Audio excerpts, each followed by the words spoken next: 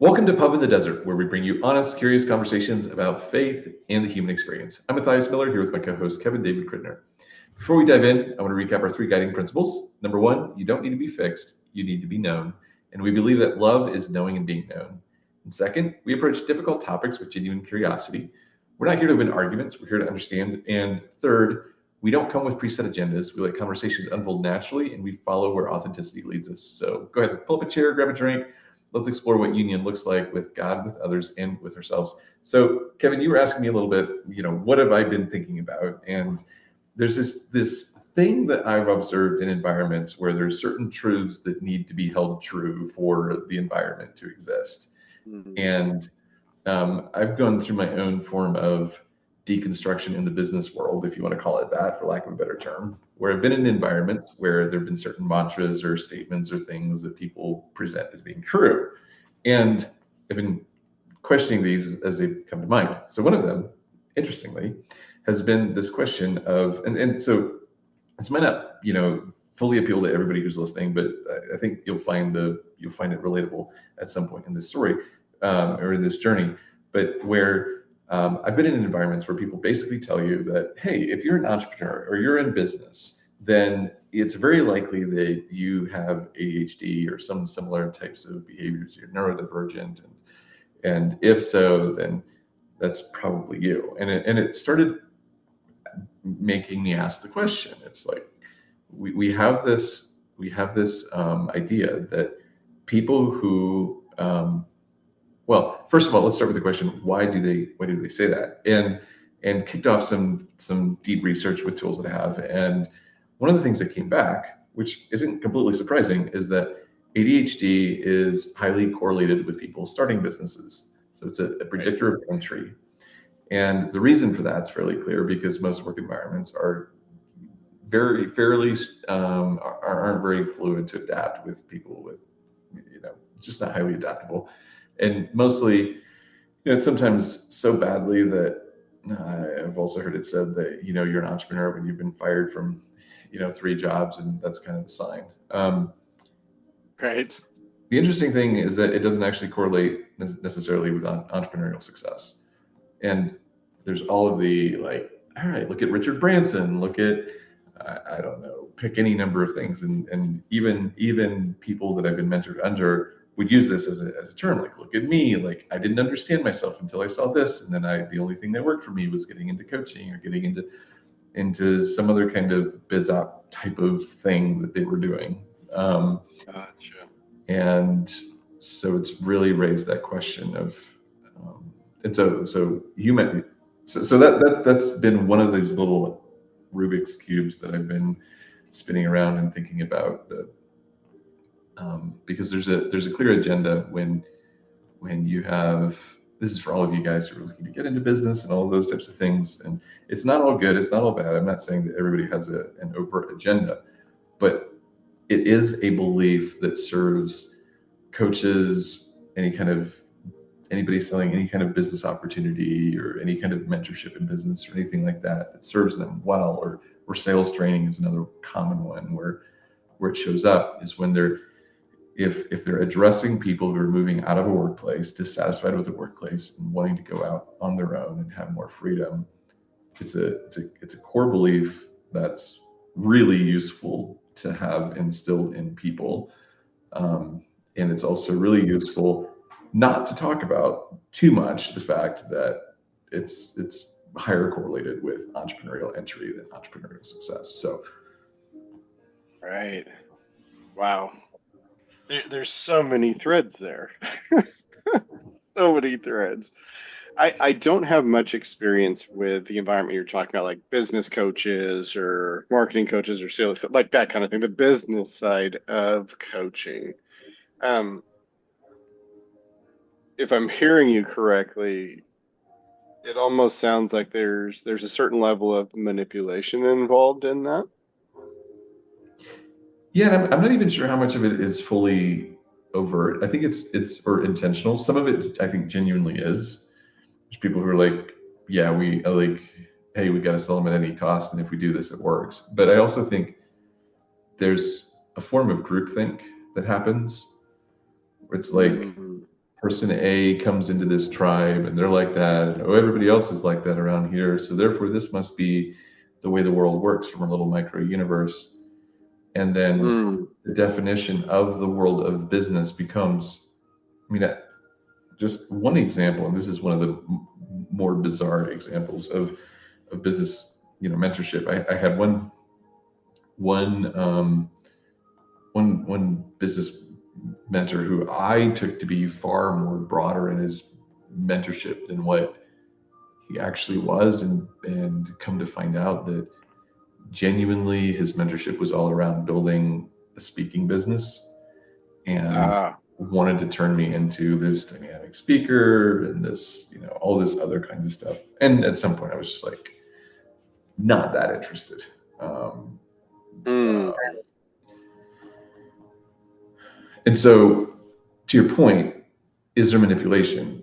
I think there's absolutely some intentional manipulation, but I also think it's also just some form of groupthink. Like, Okay. oh, these are just the people who are around me, and I don't know any different. Right. Right. And in addition to that, within that groupthink, there's also this bigger enemy that's presented, which is corporate culture and bureaucracy. Because if you're if you're targeting the people who are exiting the workplace and getting into their own thing, and not actually looking to build much more than a solo practice or a small practice of some kind, then obviously those are people who don't fit well with bureaucracy, with the corporate model, with more regimented systems, more methodical approaches to doing things, slower pace, all of those types of things. So it makes sense to make that be an enemy. Right. And then also kind of close yourself off to what those, I mean, that's more of the economy than by a large margin than Yeah. startups.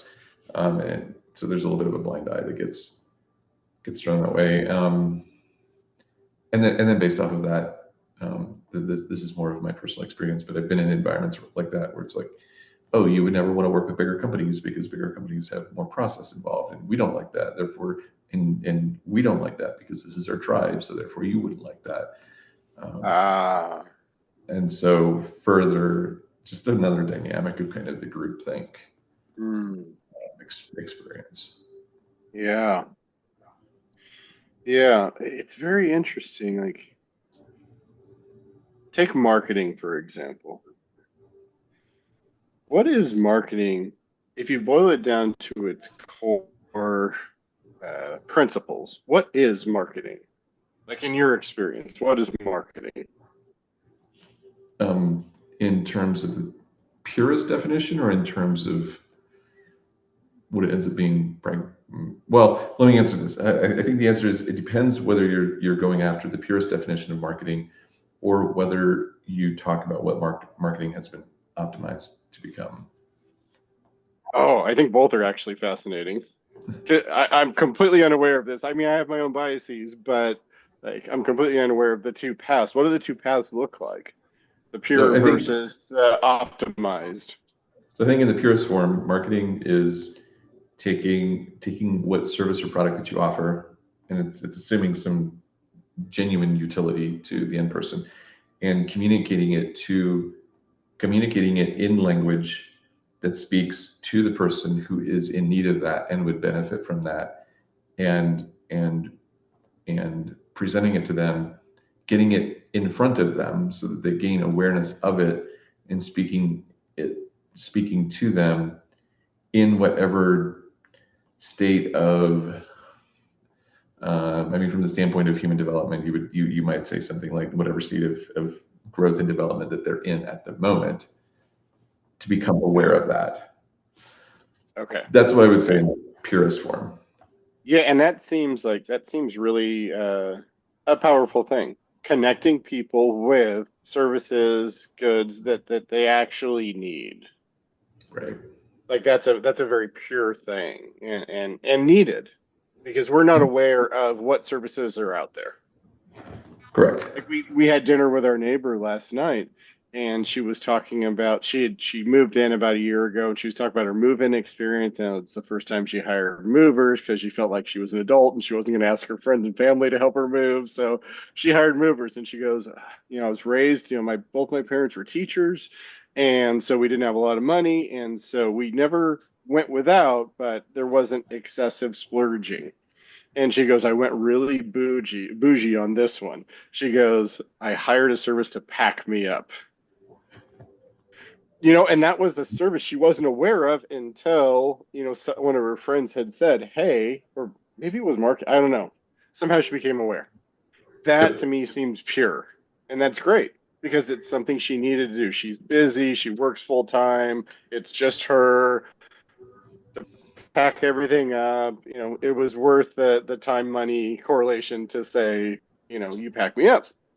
That to me, that's useful, pure marketing, whether it's word of Yep. mouth or it's a company doing it. Okay, so I think we have the pure side down. What's the optimized side look like? I think at the point that, okay, so we've talked about this in a prior episode about what happens when you've got multiple people fighting over the same scarce resource, which is where Yes. optimization starts happening. So what happens when, we have the joys of working with a few plumbing issues right now. And so there's a few candidates on the table, and one of them is very clearly I would just say it's won't name any names, but they're like the corporate hyper optimized model where they go in and they go do an estimate, and then they sit down with you and go over it with you and list you all the things that have gone wrong and could possibly go wrong and try to maximize the value per visit. Um, Mhm. and and so somewhere somebody is tracking a metric of how much money are we getting out of each customer. Yeah. And in addition to that, there's a lot of, that's more on the sales side, but I would say fundamentally marketing and sales are the two sides of the same coin. Marketing being mostly what's done passively in print or some other form of consumed media, and so it's a form Mhm. of salesmanship in that method, and sales being done through human to human or sometimes human to AI interaction, um, Right. conversational type. And so maybe that's not okay, but in marketing too, it's also like the FTC has started cracking down on that. I know the consulting and coaching world is a small corner of the universe, but there are big names within that who've settled with the FTC because of claims that they've made, and it basically comes down to they pick individuals. One of the well-known ones had a massive wallboard, like a web page of like dozens, if not hundreds, of video testimonials of people they worked with. Um, Mhm. and sure, that helps increase conversions, get more customers, all this stuff. Um, Right. it's also not presenting the full picture because if you are coaching in the coaching world, there's two ways to get really good case studies. Number one, go find somebody who's basically going to succeed anyway. You can just help tweak a few things that they're overlooking and get there faster, or they're just going to succeed anyway, and you just and all you have to do is, even if your contribution is a small contribution to the overall picture, it's still true that during the period of time that they're working with you, let's just pick revenue. They grew from,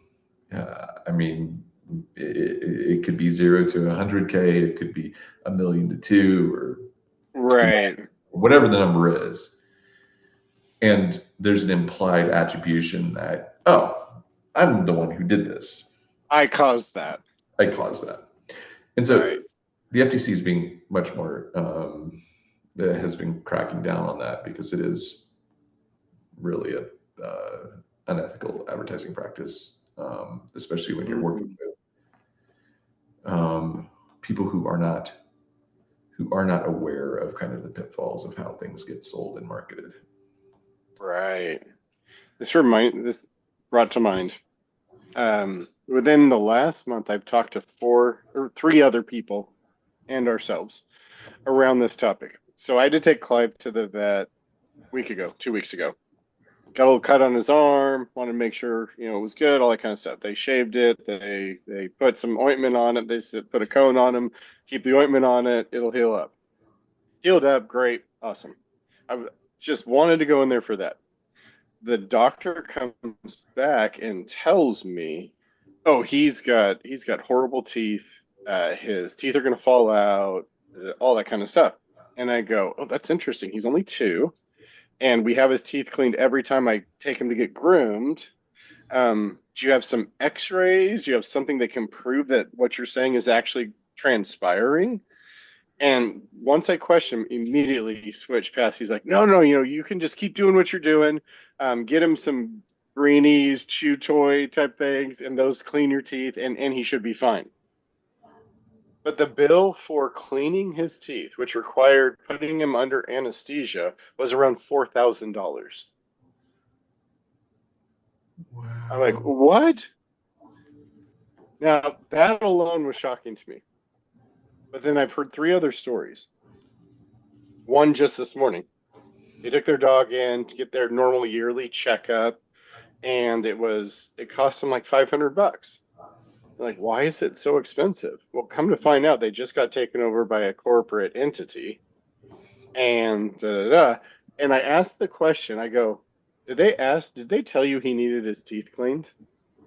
And she goes, "Yes. How'd you know?" And I'm like, "Just curious." And I go, "How much would it cost?" And she said something like $1,700, $2,000, like right around there to clean teeth. Okay, yeah. Same thing for another friend with their cat. They took the cat into this clinic, and same thing. Like, oh, like teeth are going to start falling out. We need to remove teeth. We need to clean. Da da da. $4,000. All that kind of stuff. Strangely enough, both of these practices I just mentioned had just recently been taken over by corporate entities. To me, that seems like marketing. Yeah. Like the corporate entity has told the practitioners, we need to increase revenue. You have to increase revenue this way. It's by creating fear within the owner. And there you go. Yep. Yep. That seems like the optimized marketing to me. That 100% is the optimized marketing. And at the point that there's an acquisition, especially when it comes to private equity, where you've got people who are managing other people's money and they want to get a return and all that stuff, it's almost Right. immediate, like let's go install these quote quote, profit maximizing practices so that we can Right. maximize a return, look like a hero. And of course it falls off. I mean, your customer base is going to fall off after a given time, but you know who cares? You have economy of scale at some point, and there's still some people who will hang along for the ride. Car dealerships can also be like this as well, where it's like, oh, you go in for a repair, and well, you need an Yes. OEM this and OEM that, and some of it is legitimate maintenance that needs to be done, but it's also, you're paying a premium, and it's also you're doing a check to make sure that everything that could possibly ever go wrong, along with the worst possible scenario, what would happen if it did go wrong. Yes. Yeah. My dad owned gas station and was a mechanic for the entirety of his career, and he would have multiple people, multiple times per month, come in and say, the dealership said this would cost da da da da, whatever it was. What do you think? And he'd get it under the car, he'd look at it, and he'd be like, okay, well, this doesn't need to be done. This doesn't need to be done. This doesn't need to be done. This is actually the problem. What this would cost with labor and parts and everything is this, and it would be significantly less. And Yeah. so I heard that story from the time I was 5. Like it's just like, don't go to the dealership; they're gonna jack up the rates. Yep. Marketing. There you go. Marketing. Yeah. The coaching you're talking about has a vested interest in taking these people and creating a groupthink mindset that benefits them. Correct. Okay. Right.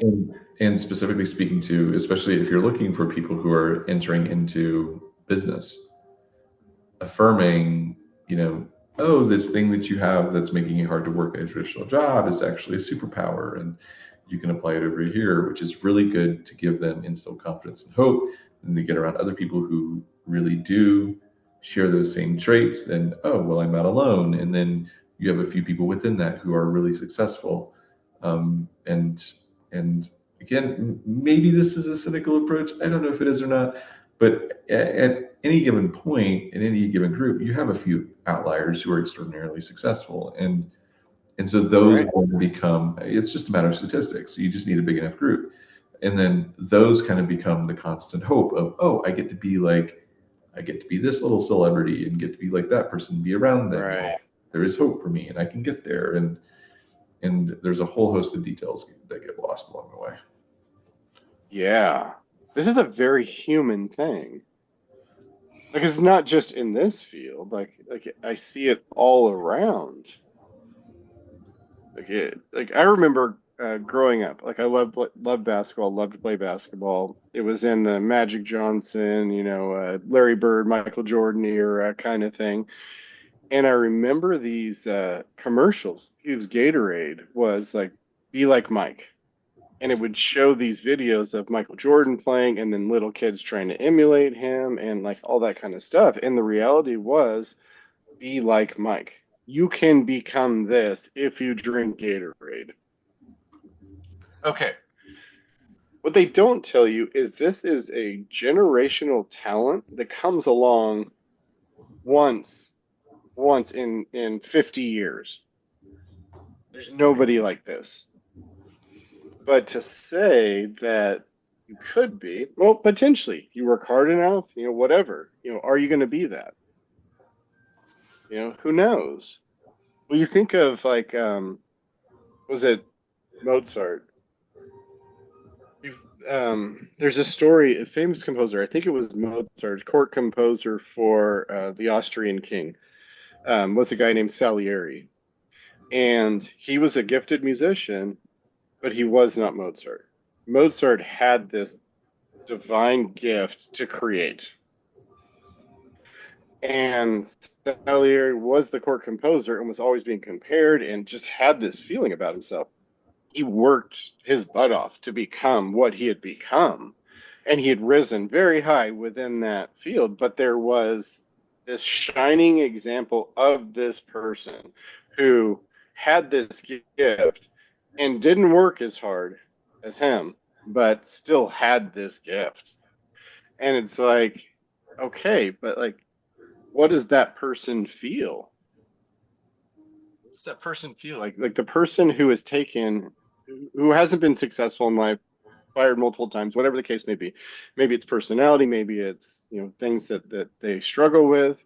But then you take them and you tell them, oh, this is your superpower, rather than maybe there's some things we need to look at here. Maybe there's some character traits we need to work on, and you set them off, and then let's say they're minimally successful, but they still have this drive in their mind that they're going to be Bezos or Musk or Branson or whoever else. And they never quite achieve that. That seems really interesting to me. Well, there's something really fascinating to me that the obsession with the future is, I think, one of the most detriment. Sounds so backwards to say, but within that space, it's also soul of being a visionary, and I understand the value of visionaries, and you need somebody who is like that.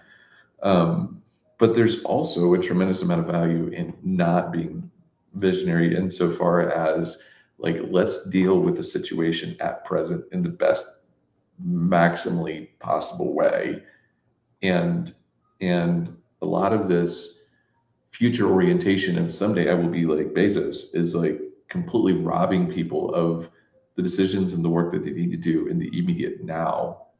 And if they would just Right. forget, like literally, you'd have a better shot at being like Bezos if you would forget being like Bezos and just focus on like the thing in front of you.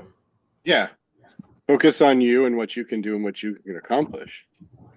And and some of this is challenging too, because I feel like, okay, so to the point of, I mean, I've had these experiences, like these questions of like, okay, why is it that um, I don't consider myself particularly skilled at politicking and you know gaining favor with other people and winning popularity awards. And so, but there's still kind of this nagging question of why does everybody else get chosen for, or there was for promotions, and why did I get these kinds of accolades, but it never actually resulted in, you know, commendations on the great work I do, but never actually saying, oh, hey, you could be more. Um, Right. and so I understand that, and and there's this, um, man, I completely lost where I was going with that. But at the point that so my point being is that there's a so much of this also comes down to happenstance that you can barely control, because Right. if you have, or that you can't fully control for sure, because if you happen to have, okay, first of all, genetic lottery, it's possible that you have a some kind of disposition towards a skill set which, if developed, would put you within, the top 1% or fraction of a percent of whatever people who can do that. Mm, yeah. But that's not a given. And it's also not a No. given that, like, the experiences to be had in life are so vast that it's not even a given that you'll have the opportunity to try whatever would lead you to that thing, Right. or Right. find it in a time frame by which you can fully utilize it and capitalize it. So there is a, obviously, we know that God plays a part in our lives. If you just looking at it purely apart from that, it really is a lottery and a gamble. As far Yep. as, do you have one? Is there one of these things that one of these traits that is radically exceptional? And maybe statistically everybody has one. I don't know. That'd be an interesting conversation. But also, is your environment going to land your choices, your environment land you in a position where you'll be able to try stuff that gets you close enough that you're going to actually move in that direction? Right. Right. And the other And then do you question have, that popped up to me as you were talking was like take the people that you're idolizing, what in whatever industry, Michael Jordan, Elon Musk, Donald Trump, like whatever, like people who have ascended to a level. Okay, you look at where they're at, but you understand what it took for them to get there. right? And maybe positively, hard work. Like they work their butts off for years and years and years and that kind of thing. But also on the negative side, what kind of things they have to destroy in order to get to where they are? Who did they have to push on the way? Who out of the way? Who did they have to step on? Who did they have to like is that the type of life that you desire? It's only Right. about me and what I need, and everything else is out of the window. It reminds me of this concept I was writing about recently, about the concept of certainty in the midst of human life. And one thing with certainty, because it's fundamentally really impossible to be certain of much in our lives. What certainty does is it locks down into black and white. I'm going to achieve this goal, whatever it costs. There is no option for failure. Okay, certainty. I'm going to do what it takes to get there. But what it also robs you of is encounter. Hmm. Because anybody who is not in line with your certainty automatically becomes the enemy. Right. Another thought. I'm rabbit trailing here. So thinking about Matthew 18, we look at it as a conflict resolution um, framework. And maybe to a certain degree it is. But in reality, what Jesus says is if you have a problem with your brother, go to him. If he listens to you, then you have regained your brother. The reality is we treat it as if he agrees with you, or if he confesses, or if he does anything that is very submissive to your certainty, then you've regained your brother. That's not the word.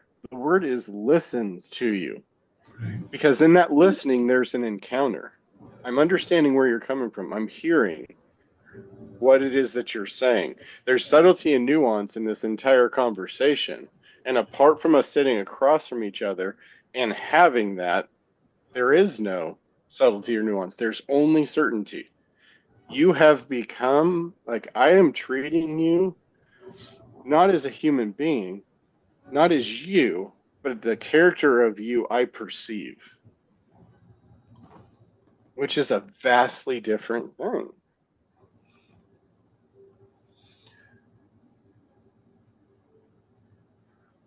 So there a few interesting pieces to try to tease apart with what you're saying.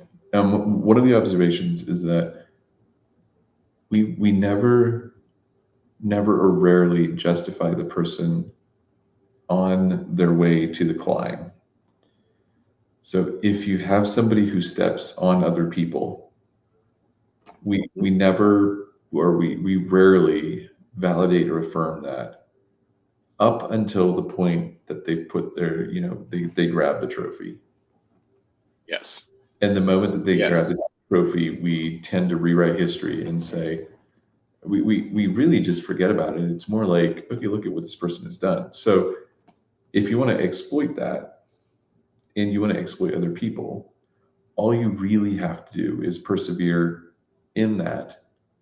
Obviously there's some, I mean, even breaking the law and incarceration is not a final end. Mm-mm. You just have to persevere until the point that you become number one in a significant enough spotlight or arena, and then people will start to, um, I mean, they'll rewrite history on your behalf. Right. And maybe this is also part of the reason why, um, man, I mean, it's such an interesting pattern because I feel like there's a lot of people who I mean, we see this pattern within churches where there's individuals who have a dark history of abuse and then go all in on ministry. And then at Mm-hmm. the point that they have achieved whatever it is that they're looking to achieve, they've fallen into the good graces of the people at large. Um, then then people become accepting and understanding of their path to get there. Um, and I feel like a lot of the voices calling for justice within the church around these issues are pointing out that their story hasn't changed no matter what they've accomplished now. Um, Right. Right. Because it's very intoxicating, right? You come from this very chaotic environment, let's say abusive environment, you found a way out and you're starting to achieve this attention, affirmation, belonging, acceptance. Whatever environment is, whether it's business, it's in a church, it's in sports, whatever it is. And if you start to think, oh, I don't need to look at that because this is who I am now. And then all of a sudden, there's this belief that kind of surrounds you of invulnerability, untouchability. There's a sage-like feeling around them,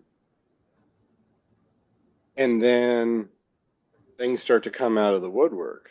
Oh, this happened, and this happened, and this happened, and this happened.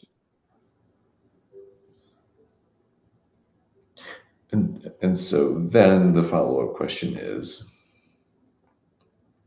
and I think, well, I have an answer. I don't know if it's, well, I have a few more questions, so I'll throw out a few questions. Number one, when you start finding yourself with those types of positive feedback, and it could be being recognized, having a promotion, hitting some kind of income goal, some kind of something. How do you deal with that sense of that emotion, sense of belonging or validation that you get at that point.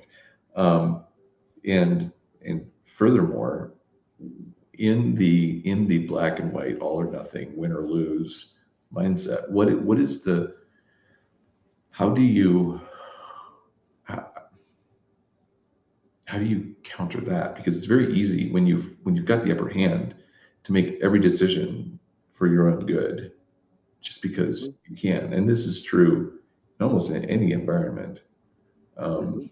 whether you're a parent or a teacher or a boss or a manager or anything. Mhm. They hold any sort of authority. Yeah, or any sort of advantage. Yeah, that's a better word, I think. Any sort of advantage. Well, maybe it comes down to the source motivation.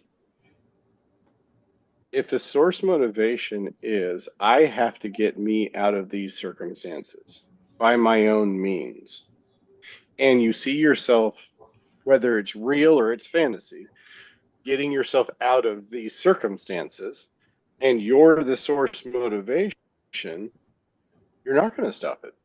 People could come to you and say, hey, have you looked at this? And you will either disregard them or you brush them aside or that kind of thing, because the only thing that matters is that getting out of those circumstances, not being that person anymore. Mm-hmm. Now, I think it's a vastly different thing if your source motivation is God and what he's leading you to do. That's the David example. The mistakes are still made, but when it's brought to him, he mourns, he weeps, he collapses emotionally. There's an existential dread that happens there. Read Psalm 51. An existential dread that happens there. And there's a breaking down and a rebuilding process that has to happen. And so I think it's the source motivation. Jesus talks about this in, I think it's John chapter 7.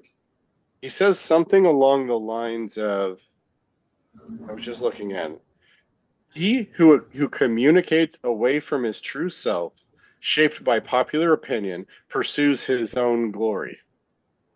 But the one seeking the glory of the one who sent them finds truth unveiled in their individual I amness. That's from the Mirror translation, so it's a little bit different than what you typically read it in. But that isn't that what we're talking about? Like, if this is for your glory, then shaped by popular opinion, then you're operating away from who you actually are. And there is a price to be paid for operating away from who you actually are. Right, The crash will come. right. But if you're operating to bring glory to the one that sent you, then the truth is going to be unveiled of who you actually are. And even if there's poor decisions that are made, because we are human beings and we're going to make poor decisions, then your return is to him and the refinement goes even further. Yeah. And I honestly think, like, John talks of, this is the Gospel of John, but in his other writings, First, Second John, Revelation, he talks about love so often in those as the counterpoint away from fear. These things are really contrasted deeply. And what I hear him saying here is this is the spirit of Antichrist, of those who are, I'm not talking the Antichrist, but those who are living away from union with God. Like, this is the spirit. Because it's all shaped by popular opinion. What do they think of me? It seems to me like there's a bit of a discerning, a orientation, like perspective that needs to be gained, because there's a, for lack of a better term, you can feel good distorting yourself to be somebody for the approval of other people.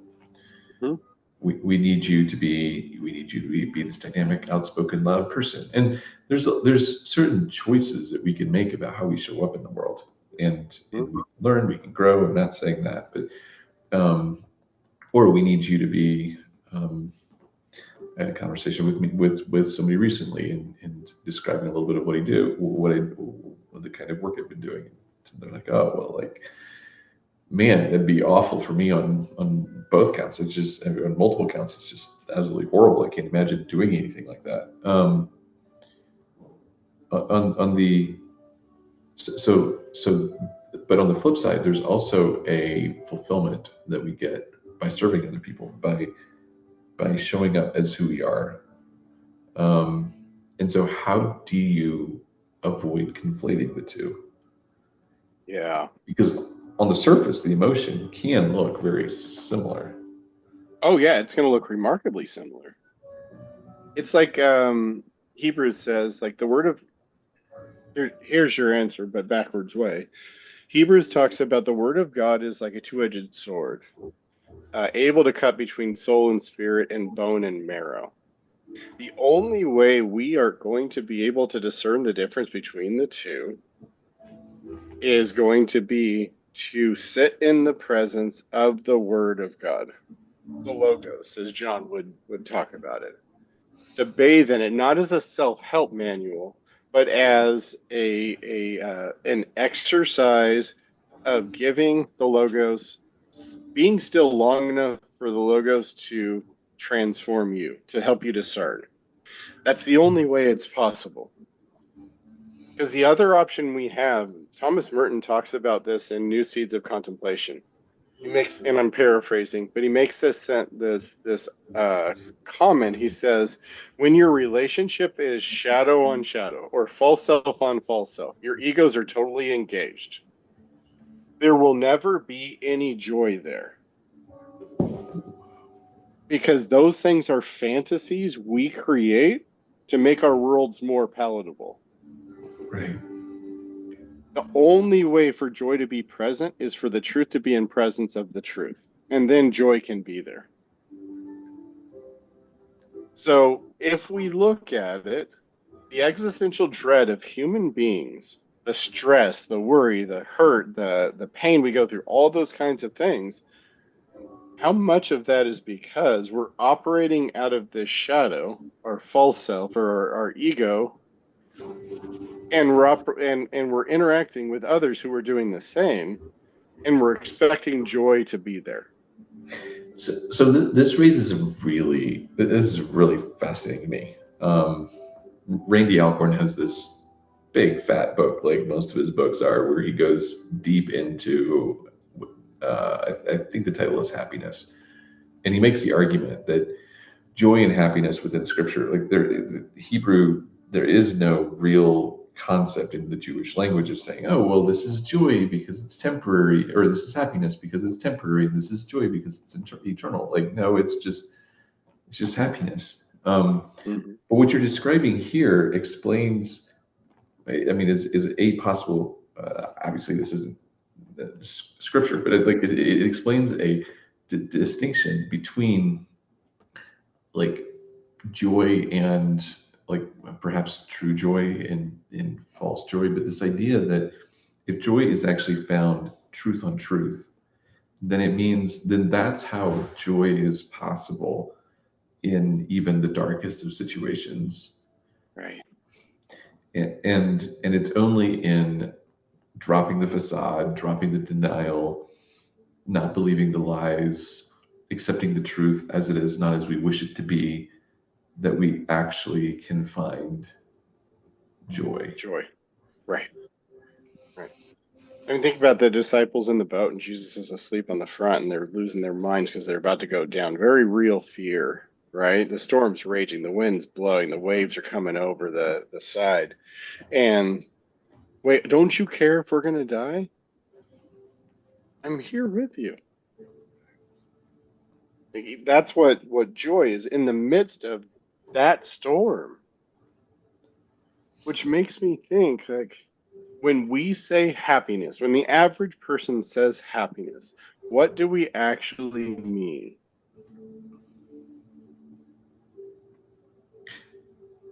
I mean, most of the time in our modern world, maybe that was a rhetorical question, so apologies for answering a rhetorical question. No, please answer it. In the modern world, most of happiness is some form of escapism from reality. I mean, entertainment by itself is increasingly built around that. Right. Yeah, Neil Kenneth, who we interviewed a number of weeks ago, he talked about Neil Postman. Neil Mhm. Postman wrote a book called Entertaining Ourselves to Death, something like that. And that is his point, is we're searching for escape from the reality of what life is. And so I'm happy when reality is not putting too much pressure on me. And I'm stressed and I'm worried and I'm overwhelmed when reality invades my world in a way that I cannot escape from or avoid. Little side note, it was one of the books that I referenced in my when I was in the eighth grade. I did a research paper on Columbine and video games and those types of things and people's opinions on all of that. And that was an era where that was an area where there was a kind of a hyper focus on video games, and but we've missed, and maybe because it's such a very tangible picture of living in a uh, I don't know, false reality, an alternate reality, um, Yeah. um, and and we miss how many times we spend our lives within a video game, which is exactly what you were saying earlier. I'm just applying this language as an example of like, Yeah. okay, let me put. I mean, this was Jesus' whole problem with the Pharisees and their costumes and their. You dress yourself up like this, but this is not who you actually are. You're entering into a video game, presenting yourself like this avatar, and relating Yes. avatar to avatar, hypocrite to hypocrite, mask to mask, pretense to Right. pretense, and nobody knows who you really are. Right. And this argument against video games is not a new argument. That's just the medium that was chosen or is more chosen now.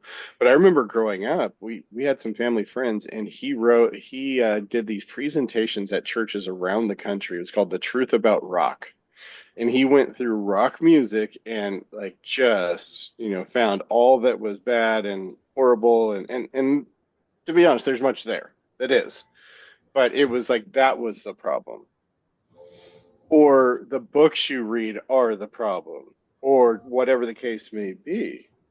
The reality is those are not the problem. They're attempted solutions, and they may not be great solutions, but they're attempted solutions to distract us from the pain of reality. Right. I remember my brother and I, after he graduated from school, we took a trip. We went to Europe for like a month, and we got a Euro pass, and we kind of just traveled around just together and that kind of thing. And as I would do, I have to bring a library with me because there's going to be train rides and plane rides and all that kind of stuff. So one of the books I bought was called The Naked and the Dead by Norman Mailer, and set World War II, that kind of thing. And so I was just fascinated because I've always been fascinated by that time period. I was packing, and my mom comes into my room. So I think I'm like 21 at this time. Um, and she sees that book. She goes, "Oh, you can't read that." And I was like, "Why not?" And she goes, "Oh, it's very dangerous." And I go, "Why? Can you tell me why?" And she goes, "Oh, it was just out of that movement of revisionist history and da, da, da, and all that kind of stuff." And I was like, "Well, that seems kind of weird to me." But I brought it with me anyway. I read it. It was okay. I mean, I could see that there was a bias in it, there was a slant, all that kind of stuff, but it was fascinating to get that viewpoint of that time. And it just like I look back at that now and go, "Oh, like she was so afraid of something." And she was always very strict on the music that we listened to growing up. And I always found so funny because our radio, anytime we were in the car, was always tuned to the oldies station. Now, oldies for them was 50s, 60s, kind of thing. Um, and we would sing along to those songs. We knew all those songs, all that kind of stuff. That music was okay. Even though we were listening to the Beatles, who were singing Lucy in the Sky with Diamonds, which is a thinly veiled reference to LSD usage. Um, but my brother brought home a Beastie Boys CD when they first came out, early 80s. And he loved it. And we were listening to it, all that kind of stuff. And she threw a fit.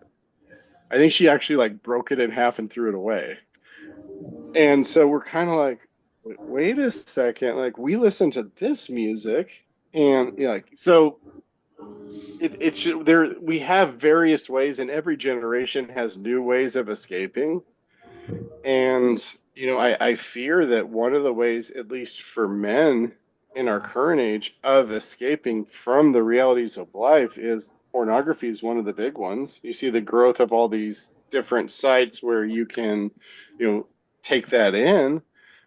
Video games happens to be one. Maybe AI becomes one. I don't know. Those aren't the problem. They're attempted solutions. And they can be good, they can be bad, just depends. But that's the reality of it. Well, and I think this dovetails to something else that I actually touched on a little bit. That something else that I've been paying attention to, which is continuing to be continuing to be present with emotion, both positive and negative. So, in the case of, oh, I feel really excited that I have this opportunity or that opportunity, and like sitting with that and staying present with it until I don't know how to describe it. I can only describe my experience of what it's like. But for me, it's like leaning into that and experiencing it, and allowing makes it sound like it's like a super spiritual moment, and kind of it is, but kind of it's not. But it's like allowing God to shape and reform my perspective so that I can have an understanding of what this actually is. Because there have been many times Yes. where I've taken action just out of sheer excitement, and that wasn't God. It was just excitement. But then also, like, excitement isn't inherently bad, because you could very easily take this viewpoint where it's like, oh, we need to be fully, we got to be stoic, fully rational, can't have excitement, can't let it inform you. Right. And so you have that with good emotions, but also with negative emotions. And so, and one of the things that I mentioned to you is like, I feel like I feel like I want to this is probably one of those things that could be easily misquoted and misinterpreted and misstated. But the mental health issues are a real thing, and the whole emergence of pop psychology ends up being some kind of version of feel good all the time. And Exactly. and I think Optimize. optimize. And I think if you understand that, again, we've had these types of conversations, but I've there have been. I was talking before we started this about pouring myself more into our kids so that my wife can spend more time with her family, and naturally what then ends up happening is I'm pushing more of my limits, more of my boundaries, more of my capabilities. Like how do I, and so there are moments where it's like, I know in the past there have been moments where if I'm in the middle of a difficult situation and I have overwhelmingly dark thoughts, or like just can't feel like I can't function, or can't, like, it used to be this immediate terror of like the world is coming to an end. Hmm. And so, well, is it, or can I sit with that emotion? Can I find a space to be present with it? And is it possible that some of the highest virtues that we hold also come with some of the deepest and darkest negative emotions? Let's look at Yes. Jesus. If he laid down his life in the ultimate sacrifice, I think it's fair to say that the emotions he experienced there in the garden is a, like, just to borrow physics, I don't know what else to call it, is like an equal and opposite reaction to the laying down of life. Right. And so I was telling you this a little earlier. It's like I want to hold high standards for myself as a person, as a human, in business, in life, as a father, as a husband, and the more aware you become of who Christ is. Kenneth also kind of touched on this of all that Christ is. The goal is not to reduce Christ down to our level. It's we want to have this awareness of here he is, and here we are, and this gap is insurmountable. And there's a world in which that can become just an absolutely heavy mental weight that we must sit with. And our response, maybe our response is little more than just the Jesus prayer of Jesus, have mercy on me, a sinner, and being present with that, just that, just the depth and the weight and the darkness of that lives in that gap between who we are and all that we could be. Right. And I think that, yeah, that is such a powerful prayer because it's such a humble, surrendered prayer. I recognize who I am. I recognize that I lack vision, I lack perspective, I lack understanding. I forget all the time who you are. And that's my sin, is forgetting who you are and who I am in you. And I act from that place of forgetting. And I wonder if that massive chasm between us is bridged plank by plank with facing the ache, like you're talking about, with Him. Like those doorways we've talked about before, the ache is the doorway, is this thing comes up. I want high standards. I want to be able to give my kids this experience. I want to do this in business. I want to, we want to be as excellent as we're capable of being here. And that's a pressure. That's a performance thing. And can we lay the performance and the negotiating and the striving and the earning and the debating and the strategizing on the side and just stand face to face with that egg? Lean into it is another way to say it. Knowing that He meets me there and I'm giving Him space to do the work that He does, which bridges the gap between me and Him. Can we do that? I was talking with a friend this morning, and she's just had a rough time the last year or so, 2 years. A lot of friends have either walked away or they disappeared or that kind of stuff. And in that silence, she started writing stories, finishing the story. And the story always ends up being, what's wrong with me?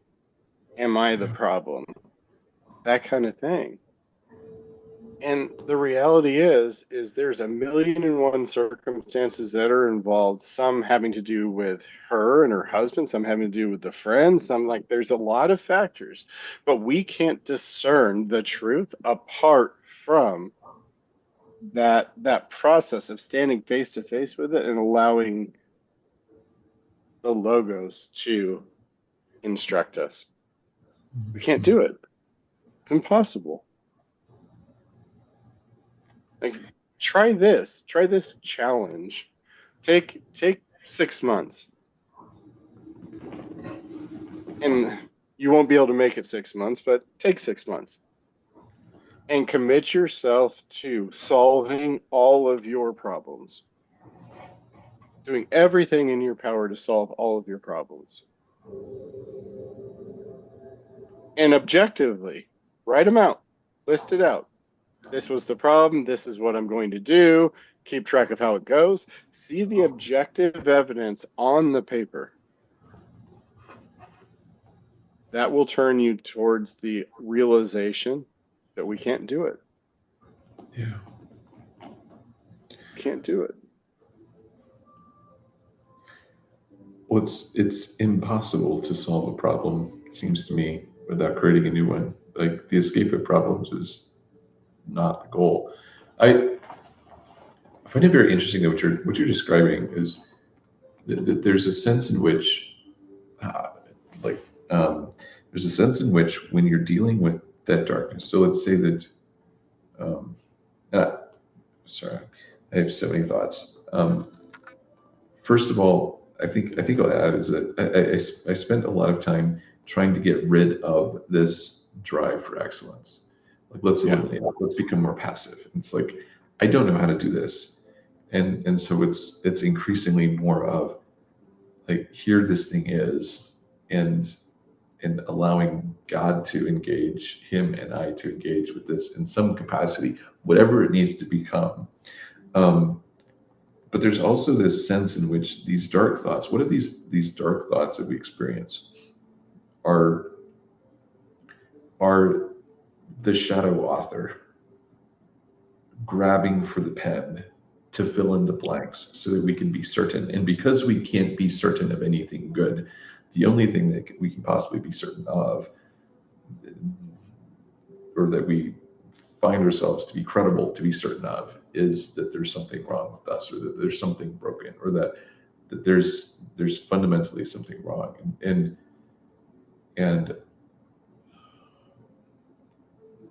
you've talked about this before, but maybe one of the greatest skills, and I mean, maybe this is why it's called faith, but maybe one of the greatest skills we can develop as people is learning to live in the middle of uncertainty.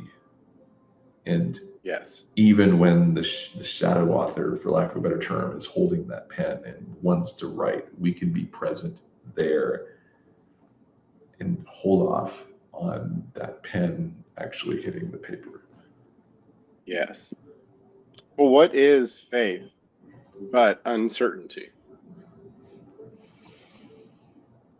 I know in the environment I was raised in, faith was often characterized as certainty. It was never said directly, but all the language around it was certainty.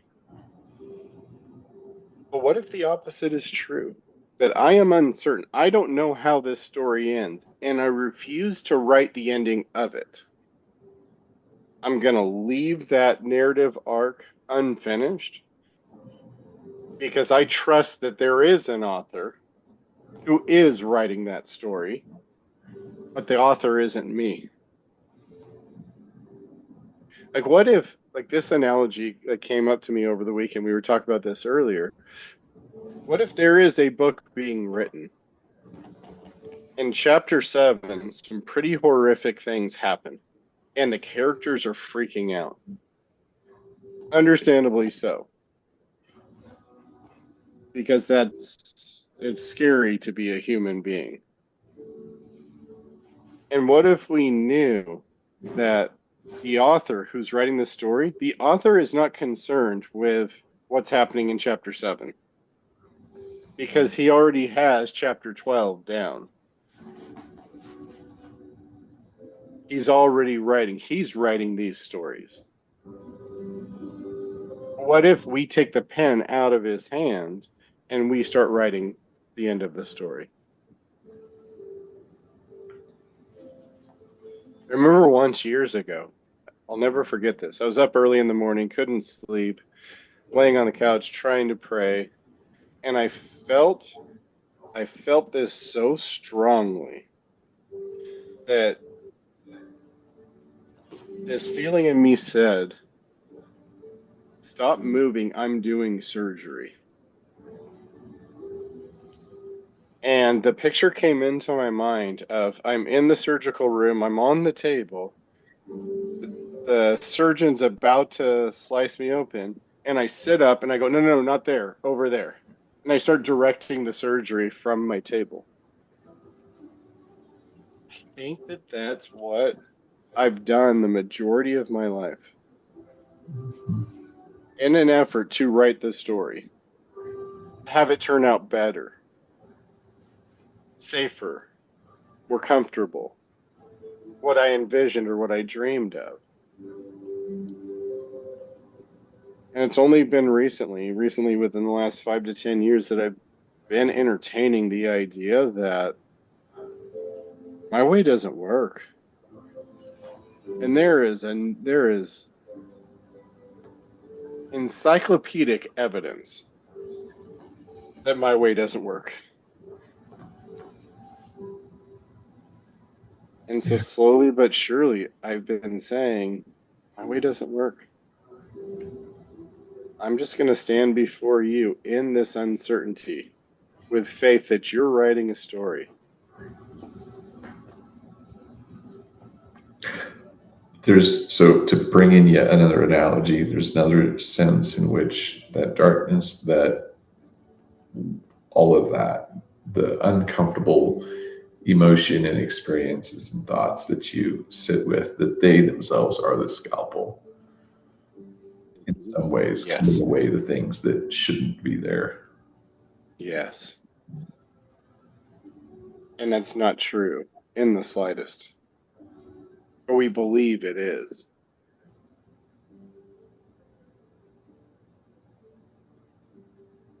But we believe it is. There's something really fascinating with what you're just describing, which is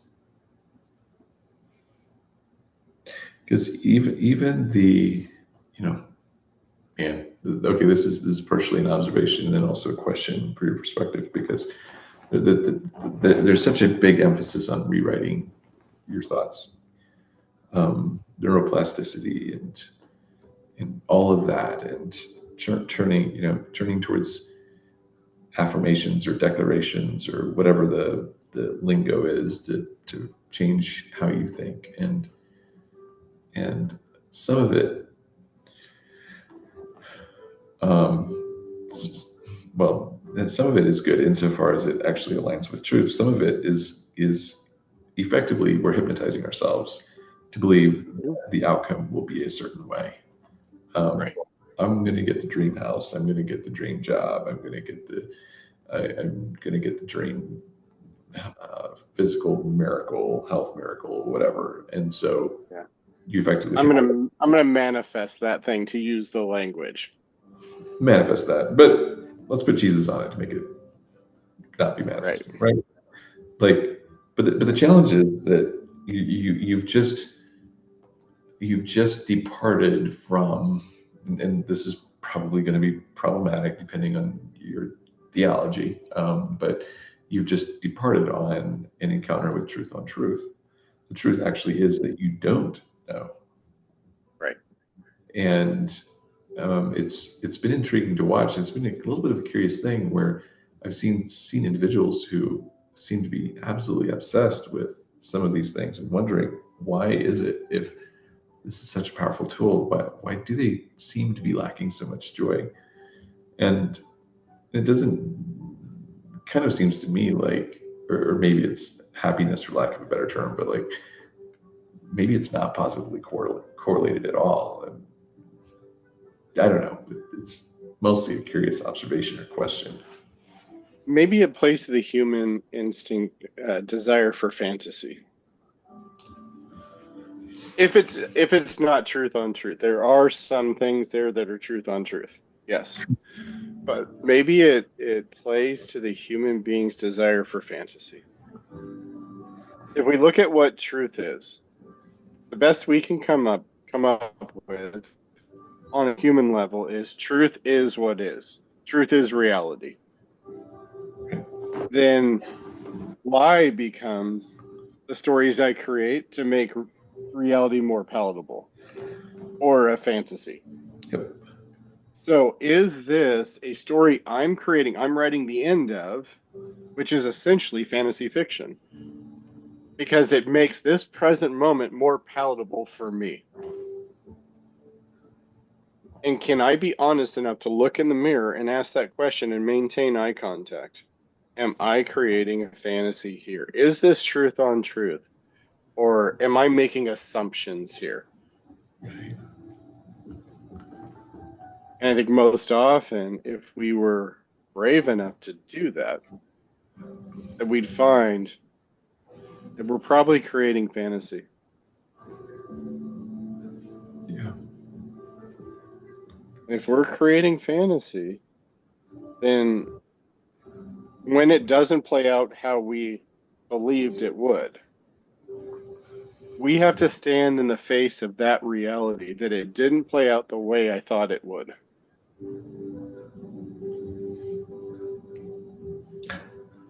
And there's no Like, shame in that because I think we all do it. right. I don't think the creation of the fantasy is necessarily the problem. It's an attempted solution. It's just not a great one. But when we are confronted with reality and the fantasy, what do we do at that moment? I think that's the key.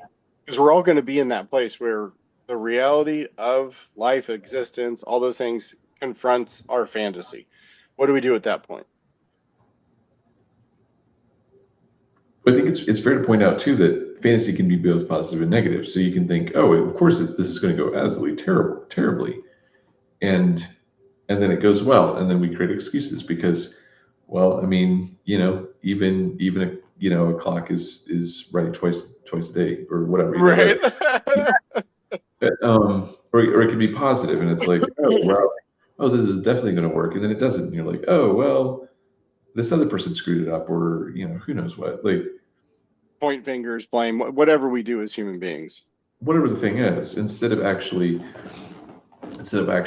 learning from, and maybe there is nothing to learn, like maybe literally it worked and it didn't work just because we live in a world that isn't fully predictable and controllable. Shocking, I know. Right. Hmm.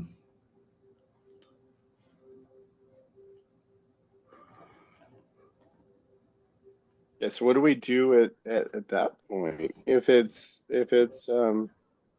I used to have this habit of anytime somebody would give me a compliment, automatic conditioned subconscious response, I would say, well, even a blind squirrel finds a nut every now and again.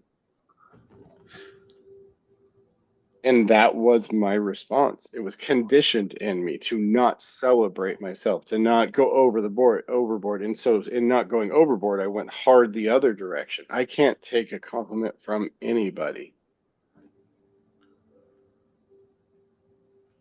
That's a fantasy too.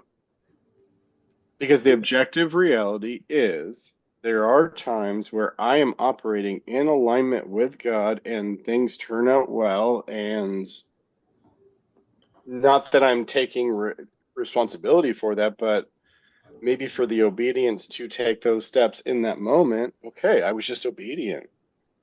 Right. Right. Or I'm using the gifts God has given me for a certain purpose, and it just so happened to be a good purpose in this situation. Yeah. Okay. Okay.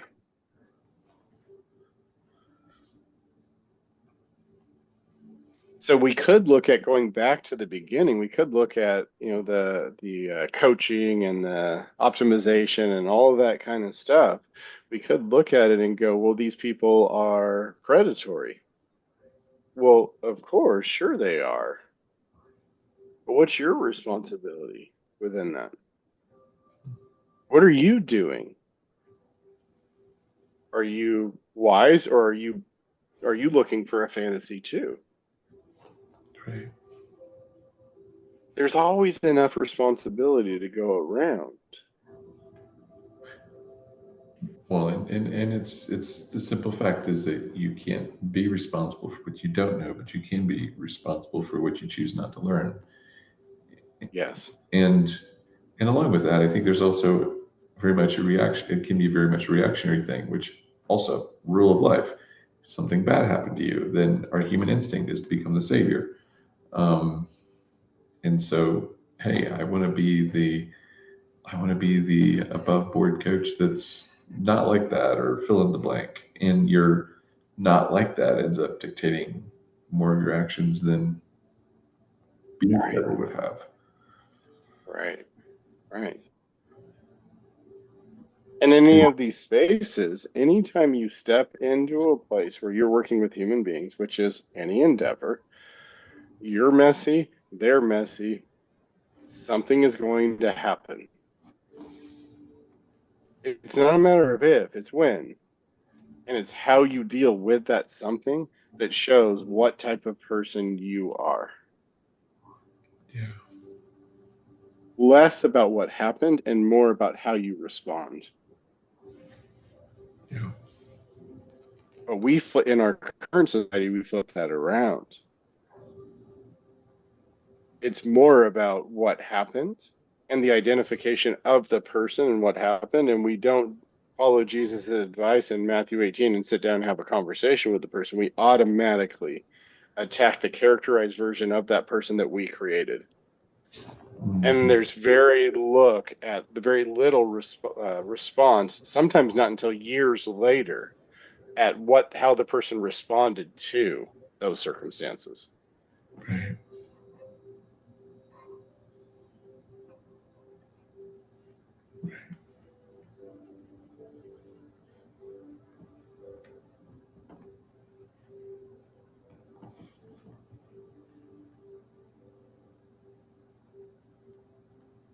Fascinating. A buddy of mine was talking recently about how the whole idea of cancel culture in our world, and just whether it's on social media or increasingly more in person, the willingness to absolutely destroy somebody. And he made the comment, he said, I'd like to make a rule that before you're allowed to do that, you have to expose every last one of your secrets in a public environment.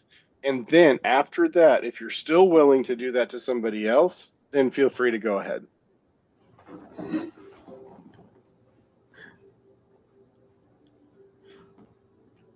I thought that was fascinating. That's fascinating. Impossible to enforce, Yeah, yeah. but fascinating. It, it, it's a pipe dream, but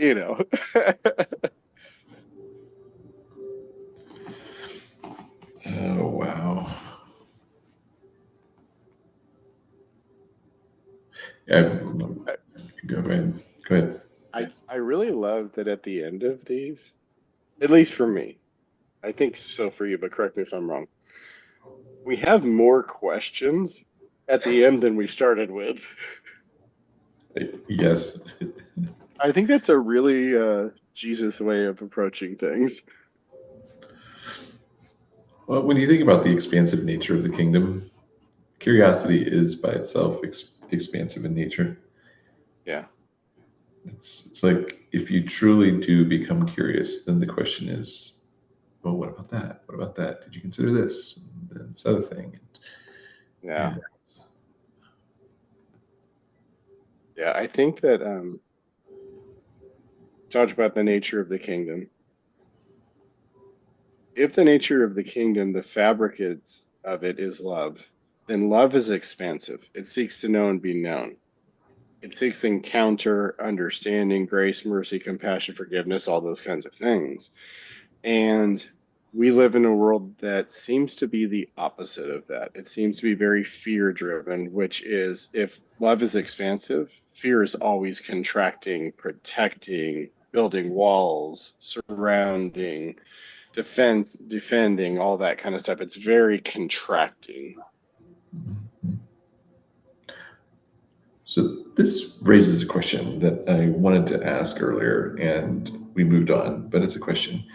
With you share the example of people kind of climbing for success and very black and white views.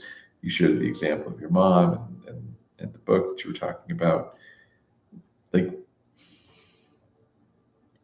what do you see as the is the underlying motivating belief system fundamentally just around self-protection and safety, or are there other things that and I'm asking less to analyze them and more to understand myself. It's like, what is the thing that really drives this black and white thinking? Like, you have to conform in this way. I know for myself, there's some imposed agenda around timelines and timeframes and pace at which things happen that is a Yeah. thing. Um, I'm curious on your thoughts. I think that people would say preservation of self. And I agree with that to a certain extent, but I think it goes a little deeper than that. I think it's preservation of the image I have of myself is what motivates it. Right. Because it's not like a preservation of self in most cases, it's not a preservation of self in a very physical way. It's more an existential preservation of self. Like the image I have created cannot be tarnished. Right. Yikes.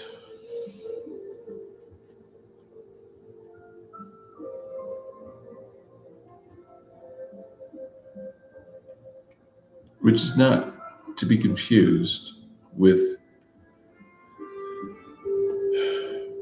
I feel like we keep returning to these types of questions, but I do at least, not to be confused with carelessness inherently, Mm-mm.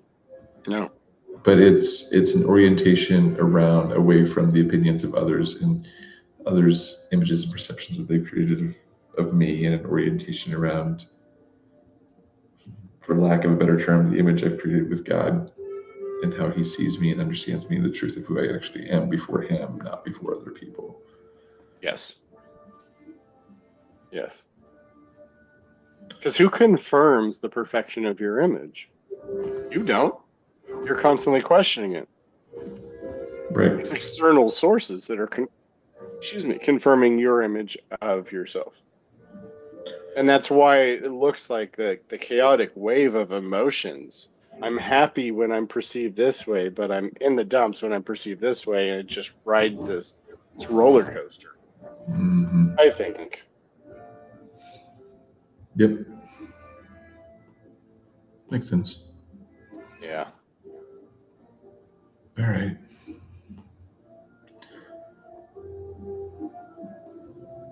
Well,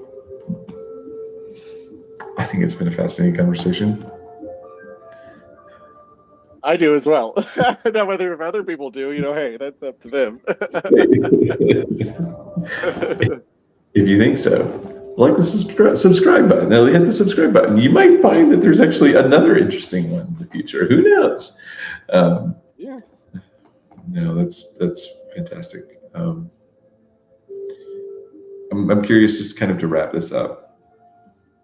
If you had to pick one thing for yourself that you want to walk away with from our conversation, what would that be?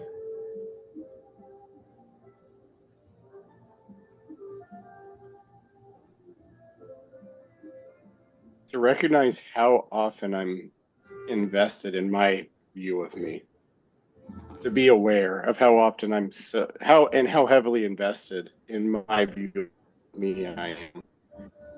Yeah. I'll have to echo that as being one of the more uncomfortable parts of our conversation, the awareness of how much I try to polish my image instead Yeah. of conforming to allowing myself to be transformed. And I think also it's very curious to continue sitting with, it sounds so weird, but sitting with positive emotions. Um, because after everything that I've experienced over the last 18 months, in particular, in my own personal life, I've found myself becoming skeptical of them. Yeah. And I know that there's further lessons to be discovered and explored in that. So, Yeah. It's a good one. all right. Well, for all of you guys listening and joining in, thanks for being part of this conversation. And Kevin, thanks once again for once again. Yeah. Thank you. Till we meet again. Till we meet again. All right.